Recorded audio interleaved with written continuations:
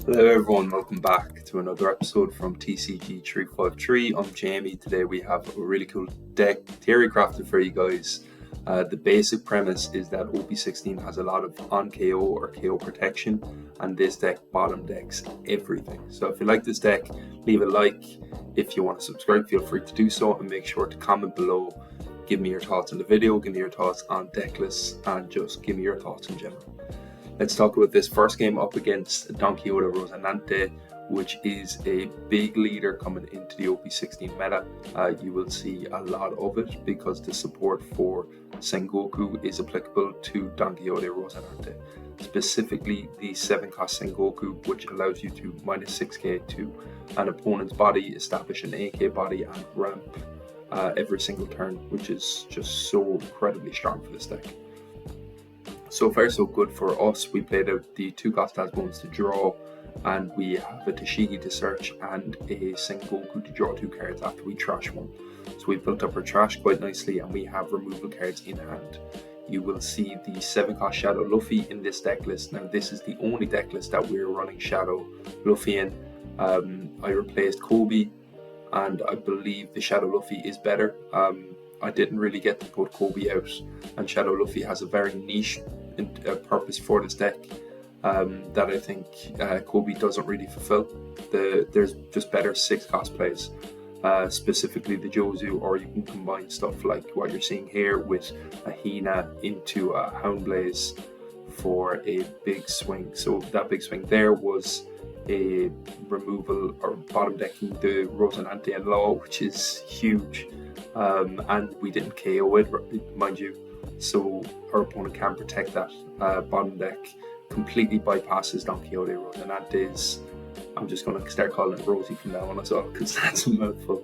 It completely bypasses the KO protection built into this leader, which is really strong. Here we were sort of tempted to leave the Dasbone standing and just search there. Okay, our opponent seems to have given up.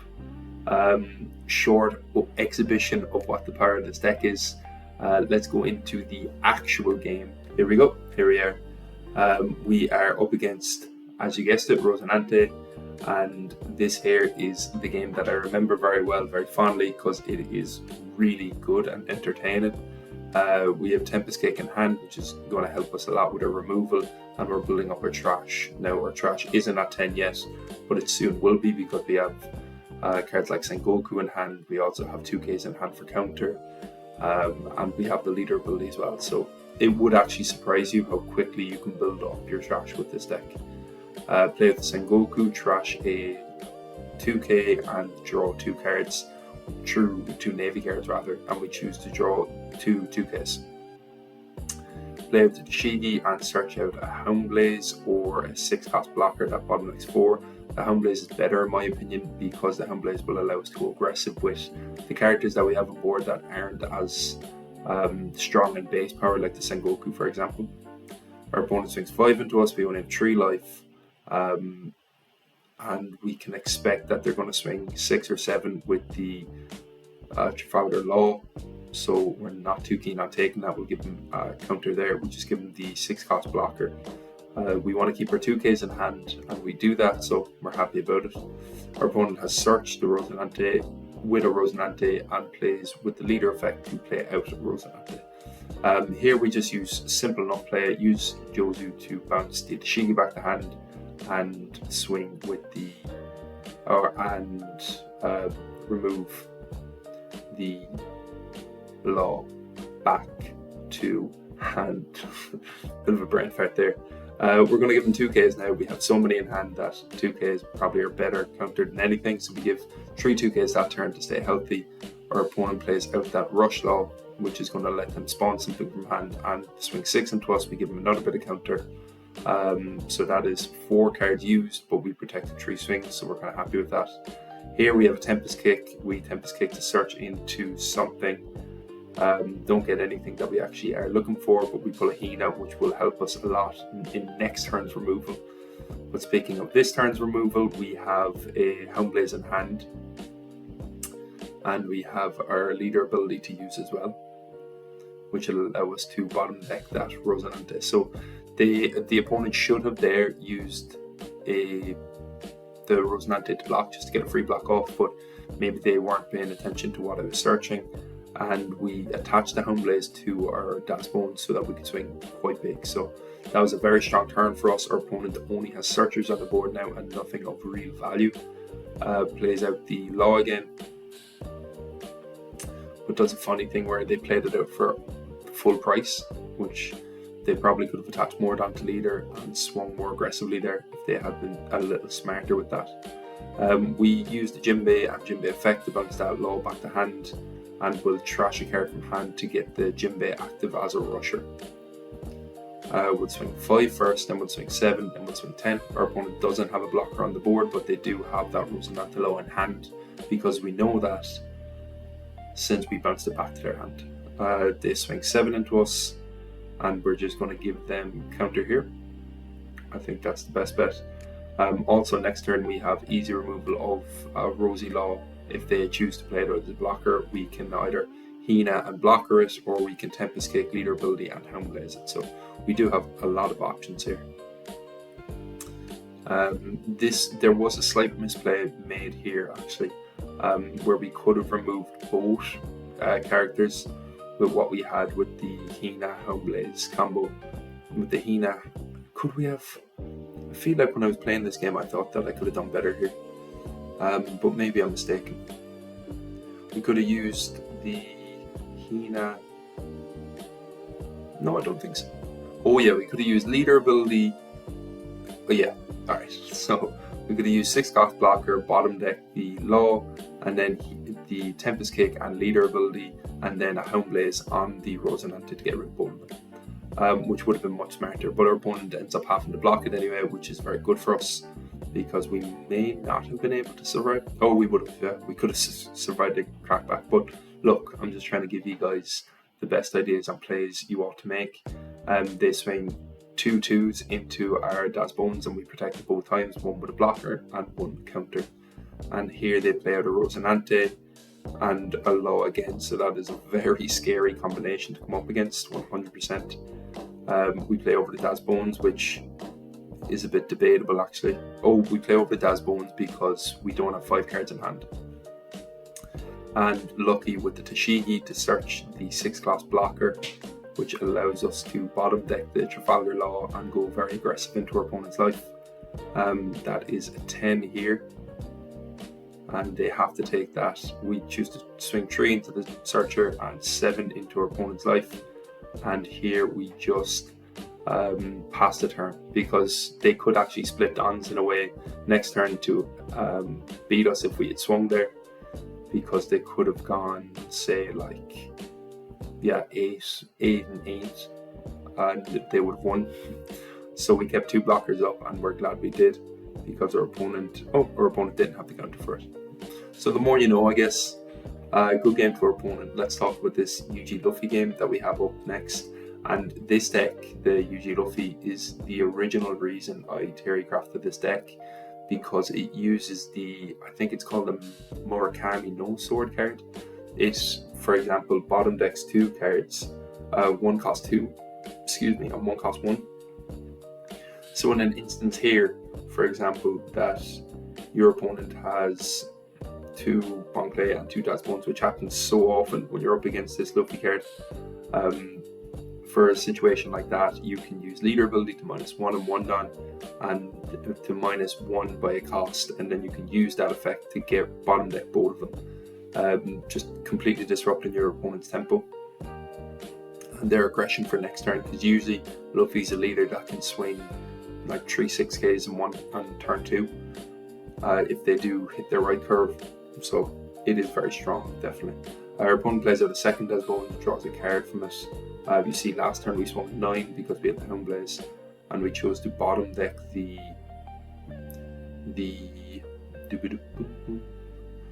it is, here's the card. But we chose to bottom deck the Bonkley. Here we have a Hina, and the Hina will allow us to minus cost to the Crocodile enough that we can use it to bottom deck 1 and bottom deck the Croc, which is huge. Very, very good play there. We're happy with that.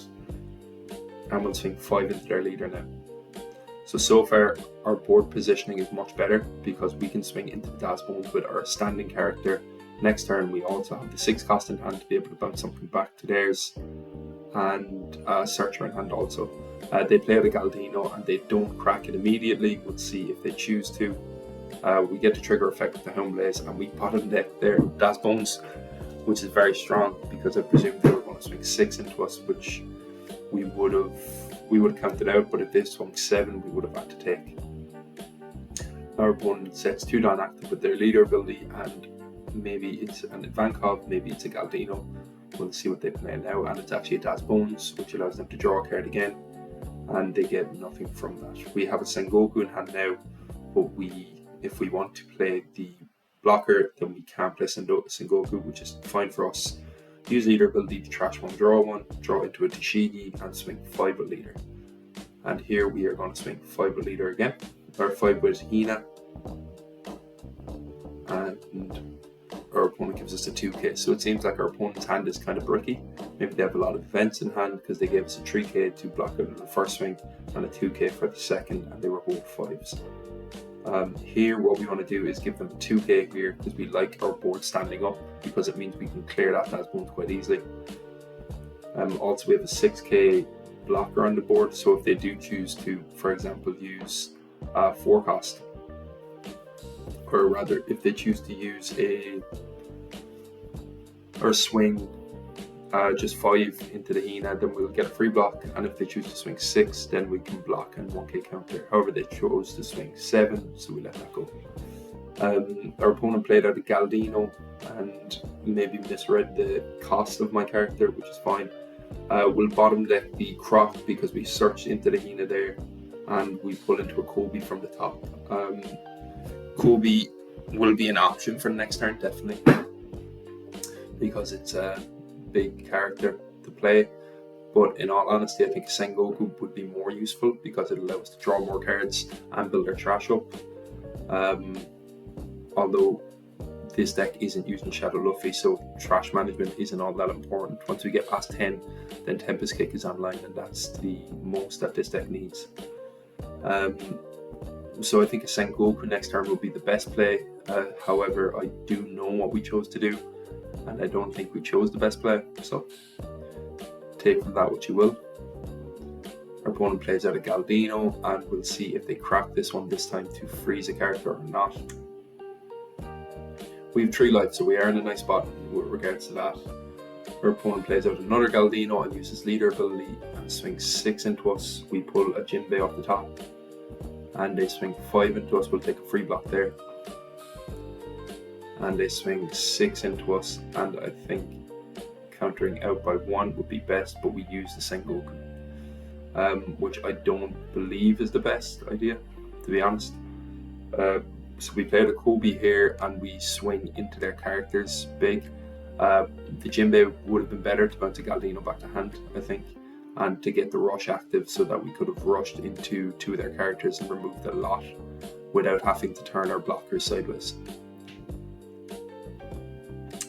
So a 6 into the Das Bones, and they protect that, which actually leaves us in a very awkward spot, to be honest. So much so that we trashed the Jinbei, which was definitely a good play to make eventually, and we finally get the Kobe ability off to draw a card, and we draw into a 2k, thankfully enough.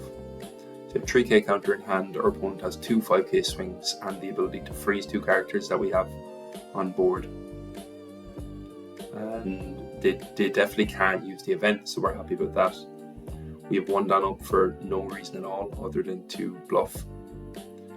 And here our opponent goes 7 into our life. And we're just considering for a second. We pull into a brick, which is a shame. Our opponent uses Galdino to freeze the Kobe, so the Kobe's not swinging next turn. However, the Jinbei would have got frozen for next turn as well, but the Jinbei would have been able to swing on last turn as well. So that Mr. Tree Galdino, the green card, would not be on the board if I had played out Jinbei. I also drew 2 more cards. So that was, I think, the smarter play. Our opponent uses the 6 cost Brook here now after using their leader ability to rest my other blocker, They swing 5 into our life and we'll give them 1k counter for that. They'll swing 5 into our life and we'll give them 2k for that. Here we're sort of in a position where we need to go for game. Yeah, pretty much we are. Although we do have 2 blockers that we'd be able to stand up, which is a good thing. Definitely. They used Galdino to freeze our Daz Bones, which isn't necessary because our Daz Bones isn't going to go off and do anything important. We use the Tempest Kick first to draw a card, and here we just minus cost to Ivankov because the Houndblaze is going to hit 2 other cards anyway, so it doesn't matter all that much who we give the value to, and that we pulled into Houndblaze is really useful for us. It is a shame, however, that we are just 1 down off using Jinbei, because Jinbei as a rush would actually be quite useful here. But still, our opponent has the option of swinging next turn, I think 1, 2, 3, 4, 5 times, and we only have 2 blockers, so I do believe that going for game is absolutely necessary here, and we don't get it. Our opponent has perfect counter, it goes up right up to the wire. There were definitely mistakes I think we made, and I do believe that if we couldn't have won, then it could have been closer, but our opponent did play a very good game. So good game to our opponent. Let's go into the next one. I know that while I was looking for games, I was looking for Green Blue Luffy matchup, so here I am back with a Vendetta into this Green Blue Luffy matchup here. Hopefully we can pull into, there you see it, Houndblaze at the starting hand, which is quite good. We are going first, so it's a good hand, but really what I realised while I was playing this was it's so useful to have a 2-cost Daz Bones in hand or other cards that help me draw. Like the Sengoku and the Tashigi helps us search, of course, so having a small body on the board against Green Blue Luffy is really useful in the early game, so that you can remove those small bodies quickly. Here we have a Daz Bones, which is great news, but we have an Aramaki, and look what we can do with the Aramaki now, which is really cool. We can play it down, and Aramaki says if your leader's a Navy leader, then one of your characters can attack active characters. So we use the Houndblaze to give Tashigi 3000 power. We bottom deck the Bomb Clay, and we swing 5000 into Daz Bones. Trash 1, draw 1 with leader ability. We trash the Hina, and we draw 2k. So our hand is looking very, very nice now. We have the Jozu set up for next turn as well. If our opponent doesn't swing into it, then we'll be able to remove something on curve, which is quite nice. We'll just see if our opponent removes it or not. It's very possible in all fairness, and they do. They swing 5 into it, so we let that go. And here now we first start off with a Sengoku, trash the Tempest Kick, and get a 6-cost blocker out. We'll trash 1, draw 1, consider what we want to trash first, and it is a 2k blocker that we get rid of. We draw into a Sengoku, and we have a 1-cost Event Searcher as well. The reason, just to talk about the Shadow Luffy pick in this deck, the reason we like Shadow Luffy as well is this deck actually fills up your trash very, very quickly and doesn't have too many 7-down plays or like 8-down plays sort of thing, unless you're going to go big removal. So becoming a 7k leader is very possible with this deck, and if it isn't, if it's looking unlikely that you're going to be able to get that ability, then you can easily just trash the Shadow Luffy in hand. So very strong in this deck, 100%. We run a lot of search options in this deck as well. We have 8 specific Navy searchers, and we have the Sengoku, which trashes a Navy and draws 2. So there's a lot of opportunities to actually draw into the Shadow Luffy. Our opponent still hasn't cracked the Galdino, which is crazy to me. We'll swing 3k into 2k Daz Bones. See if our opponent gives us counter or not. We have, I believe, 7 down, it looks like. So we can search and we can use a Jozu maybe, or we can search and we can use the 6-cost blocker to bottom deck the Galdino. I think bottom decking the Galdino might be best, but I think, yeah, we use the Jozu here instead. The reason for that, I think it's maybe a slight bit of a misplay because they can play the Galdino out again next turn to get the draw 2 off it. but we just wanted a character on board with 7,000 power rather than a character with 6,000. That was the basis of what we wanted to do. Also, sending the Das Bones back to hand allows us to draw next turn as well, which is pretty good. And it means that our Das Bones isn't left sideways, so we can actually use it rather than having it swung into next turn. Our opponent's turn is quite nice. They have an Ivankov into a Das Bones, so they search and they draw, then they play out a Galdino, and they still haven't cracked it, so we don't know how they're going to order out their turn next. And they choose not to swing. Now, them not swinging just tells me that they have the event in hand, because every one of their characters is differently named. So here we are going to just filter out our hand a little bit, see if we can find anything special. Nothing, so we're kind of unlucky in that regard, but we are able to bottom deck the Galdino, which we're happy about. Play out an Aramaki who can swing 3k into Luffy. We add another down so we can swing 4k.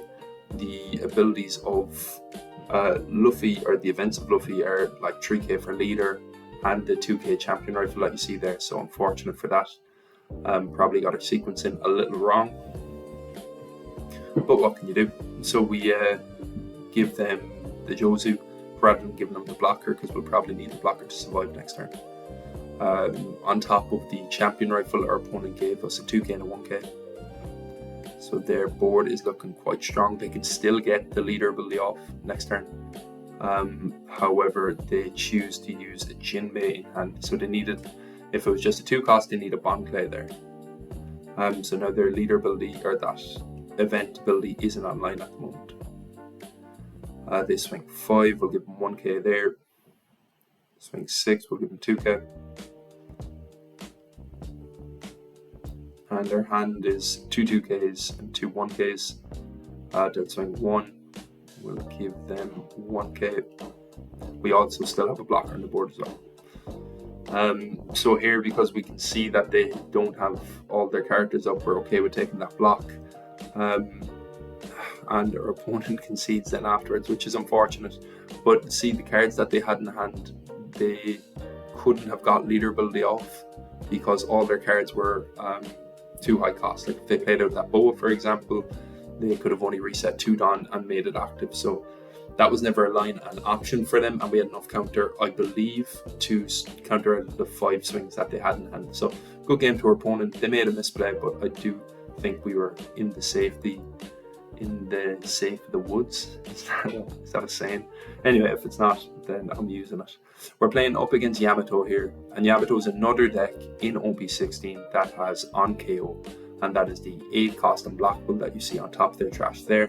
That says when you get KO'd, it spawns a Yamato out from your hand, from your trash to your hand, and it's all very good. But if we bottom deck that Yamato, it does not have that effect. So another reason why Sakazuki is really good into these OP16 leaders and these OP16 meta cards. Just doing a bunch of searching this turn. We trash the Sengoku to draw 2 with Sengoku. We have 3 2Ks in hand. We have 2 1Ks. We have really strong removal as well, because we have a Houndblaze and a 6 cost blocker that can bottom deck 4 costs. So here now, next turn, I think right now, if I remember correct, we have enough counter for Tempest Kick, but that's not the line. What the line is at the moment is to trash and draw from 2k, so the 2k is enough. We minus 4 cost with Hina, minus 1 cost with leader ability, and we will bottom deck the Kinemon now after giving our Sengoku 3000 power and swing 7k into their leader. So very strong turn. Our opponent has 1 down up, so they may use event, and they do, which is very good for us because the event in Yamato can be offensive and aggressive, and to get that out of hand is more beneficial for us. Opponent swings 5 into Sengoku, which is 3, and we are very, very likely to let that go, as you see there. Our opponent now plays out that unblockable that I mentioned at the start of the video. So traditionally we could have just swung into that, or sorry, you couldn't swing into that and it would stay on the board because you can't KO it. But this deck bottom decks everything, so we can, and we will. we can and we will, exactly. 2 Kobe's in hand, you know, it doesn't do much for us. But we do have options to trash it, so we trash 1 Kobe and draw into 2k, which we're happy about. -1 cost to the Yamato, and now the Yamato is on 4. With our 6 cost, we are able to bottom deck characters with a cost of 4, so goodbye, see you later. And now our opponent only has 1 relevant swinger up against us, and if they want to use the 9 cost on curve, then they actually can swing above the 6 that we have. They don't choose to do that. They use an 8 cost Yamato instead and give it unblockable with the Luffy 2k and swing 6 into us. And we're just going to give a 2k counter for that because blocking in a 1k isn't necessarily important to us at the moment. So our line here is actually quite nice. We can swing 5, maybe even more, to be honest, but we can definitely remove this card. Now we have the option to remove it with our navy blocker if we choose to, or we can use Jozu. It just depends on what we want to do. I like the idea of using Jozu here because the Jozu can bounce Daz Bones back to hand. So our opponent now gets that Yamato bounce back to hand, and we will start swinging 5, play out a Tashigi to search, and we'll search out a 2k. So our hand's looking pretty good again. 4 2ks in hand, 3 1k counters and a Hina, and that Hina will pair very well with the blocker that we have. So any Yamato they play out at the moment now, we can bottom deck it, which is very, very strong. And while we're bottom decking it, we're setting up a 6 cost blocker. Our opponent swings 6 into us, we 2k, they swing 5, we block. And if they swung 8 into one of our bodies here, we let it go. If they swing 8 into our life, I think we'll counter. No, we can keep this up actually, if you think about it, because we only need 1 more 6 cost blocker, and then our opponent gives up. So good game. I do believe we just had that on the next turn anyway, so it was all well and good. Yeah, good game to our opponent. We were just going to remove their Yamato next turn. I probably would have countered out of that one, that swing there, and just gone aggressive next turn and left the 2 blockers up at the end. So more removal, really. Then 2 blockers at the end. If they had an unblockable, then we would have been fine because we still had a life. Let's talk about this black and yellow teach matchup. This is the last video of the episode. If you enjoyed it, please do leave a like. This is one of my favorite